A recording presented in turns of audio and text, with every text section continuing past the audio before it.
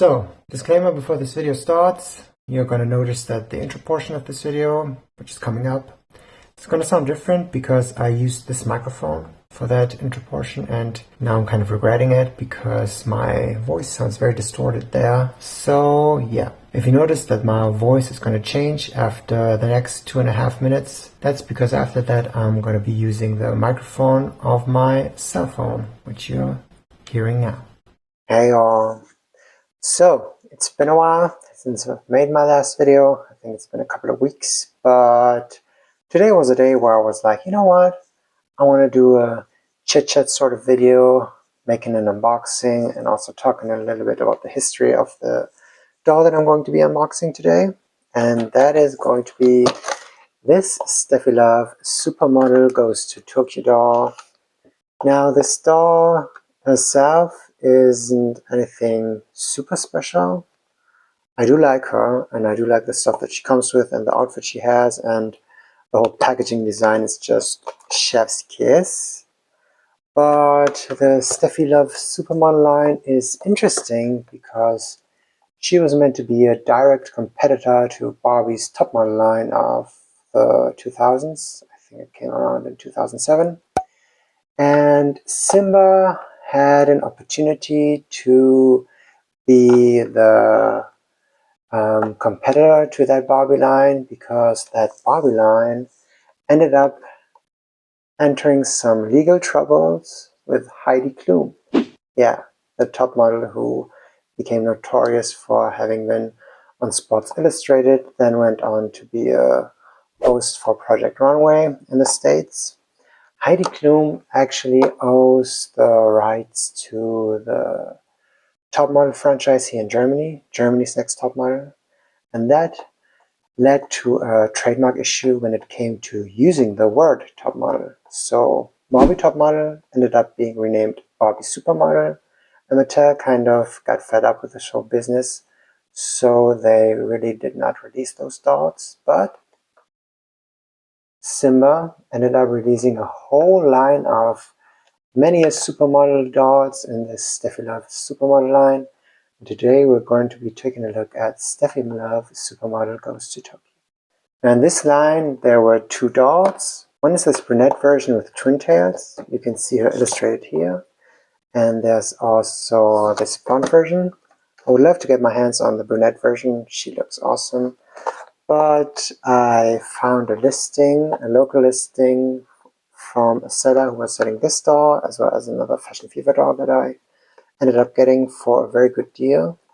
So I snagged her up. So I'll quickly show you the Barbie Fashion Fever doll that came with my Steffi Love doll. I believe this is one of the last Barbie Fashion Fever dolls that was released, probably, because the packaging she came with said that the release date was in 2008. And you can also kind of notice it because the material of the fabric that this dress is made of is very much feeling like tent fabric. It's not the nicest feeling kind of fabric, but she has some fringe going on here, and this portion is denim, and yeah, she has beautiful long Kanekalon hair, so overall she's still a very cute Barbie Fashion Fever doll. Now on to Steffi. This packaging style is very cute because whoever did the artwork for this era of Steffi Love dolls did an excellent job. I just love the illustrations, and I would have wished for Simba to continue employing this artist. There are kanji letterings all over the packaging, as well as some flower petals that seem to be inspired by, I think, cherry blossom tree flowers.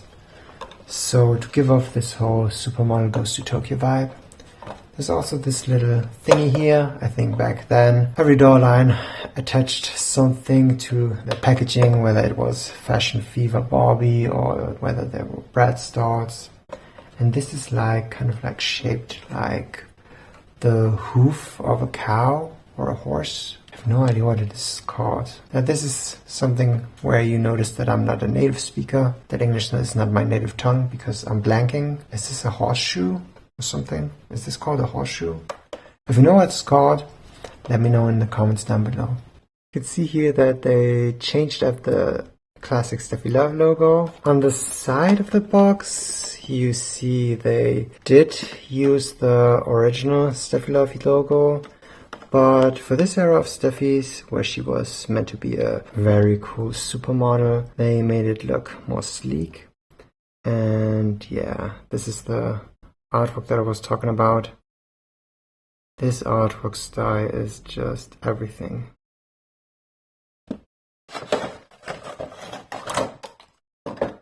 Right off the bat, this purse of Steffi's is falling out because it was attached with elastics that were disintegrated, and it is also wrapped in more plastic, which is unusual that they did this, but since it feels very rubbery, I believe they did this to prevent any kind of paint to rub off onto the doll. Now Steffi is in this packaging, just tied with barely anything. Just some twist ties here that are wrapped around her shoes, around her feet, around her ankles. Now the interesting part about this era of Steffi's is, oh, there's a twist tie here too, that they created a completely new body mode for Steffi, which was inspired by the Barbie Model Muse body. They also did use the face mold that Steffi had from the 2000s onwards, but they changed up the screening to resemble a more fiercer looking, more Model Muse-esque kind of look to give off this different vibe. But it also, this body with its very long and lanky arms and this screening of Steffi's where she has these cat eyes that are very much shaped diagonally. She looks, you know, she also resembles a Wings doll, if you ask me. It has that kind of a look to me. This is not only Steffi Love's Model Muse era, this is also Steffi Love's Wings era. So here's the aforementioned purse, which has an opening, so you can put tons of stuff in here. And she does come with tons of stuff, like all of these little accessories that are just all one color. They're just this hot pink, fuchsia, magenta color, as well as a lighter rose pink here. So I don't want to spend too much time dwelling on all of these little accessories, but you can see a little notebook here. Then there's a little purse. And there's also this kind of like makeup compact. And then there's this little cream bottle. Both have these flowers on top of them. Then we have another purse. There's a Steffi card. So this is awesome to see the detail that they were able to mold Steffi card so clearly onto this. There's a keychain with some keys attached to them. This is probably supposed to be a car key, which has an S molded onto it too. Another makeup accessory. Then there's another makeup accessory here. A coffee cup, coffee mug. Then there's this little camera here. This is supposed to be a smartphone. So while it does not say when this doll came out on the box of this, which is always the case with Steffi Love dolls, sadly, I kind of think this came out around 2009-ish, if she was already having a smartphone then. Then this is something, I have no idea what it's supposed to be. This is probably a nail polish bottle. This is probably a lip gloss. And then we have this little hairbrush. So this girl has a million accessories. So this next portion of the video is going to feature some doll nudity, so you are warned. You can see the classic Steffi body here, and the model musified Steffi Love next to her. I know when she came out, a lot of parents were like complaining about her looking very emaciated, but I don't necessarily feel she's all that much thinner than a standard Steffi. The proportions are just different. You can see that her arms are very much Slenderman-like. They molded on to her tummy a bit of rib cage. There's also very much collarbone around this area, though the traditional Steffi also has a bit of collarbone molded onto her there. Her hands do have nails molded onto them. And you can see also the detail on the palm.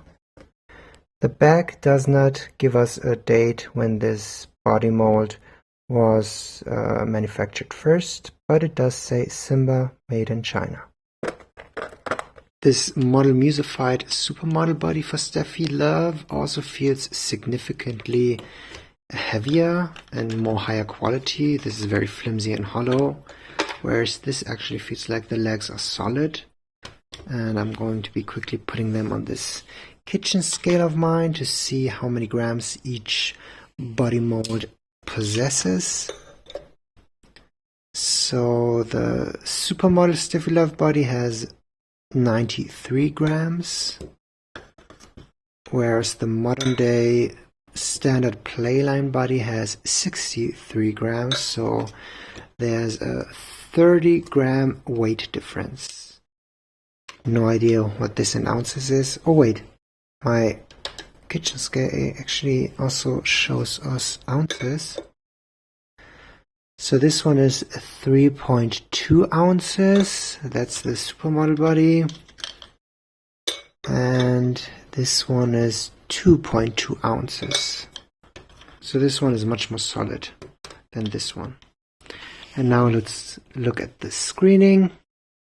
So compared to one another, you can see Supermodel Steffi has a much more elaborate cat eye makeup, and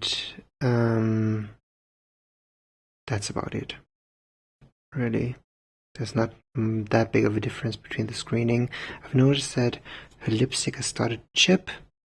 I don't know if this was because I was pulling her head from her body, but the lipstick application of the Supermodel Steffi mold is also very uneven. But what are you gonna expect? These are budget dolls in the end. And now let's look at the clothing. This is made of this lurex material where there's tinsel woven into the fabric. The silver scarf was attached to the top so that this would look nice and neat in packaging. She also has these two leg warmers that are made from the same pink lurex material. You can also use them as boot covers for the pumps that she's wearing. And there's also the shades that have a silver trim around them. And then she wears these blue faux denim shorts. And while the top as well as the boot covers do fit a standard Steffi Love body, her shorts are not fitting. So these shorts that were measured for this Model Music Supermodel Steffi Love body are too tight for her standard figure. That was it. I hope I was able to capture this little curio in the history of Steffi Love dolls. I hope you enjoyed watching this video. If you did, please leave a like, subscribe to my channel if you haven't done so already, comment down below and let me know what you think of Steffi Love's Supermodel era, and I might see you in my next video. Bye for now.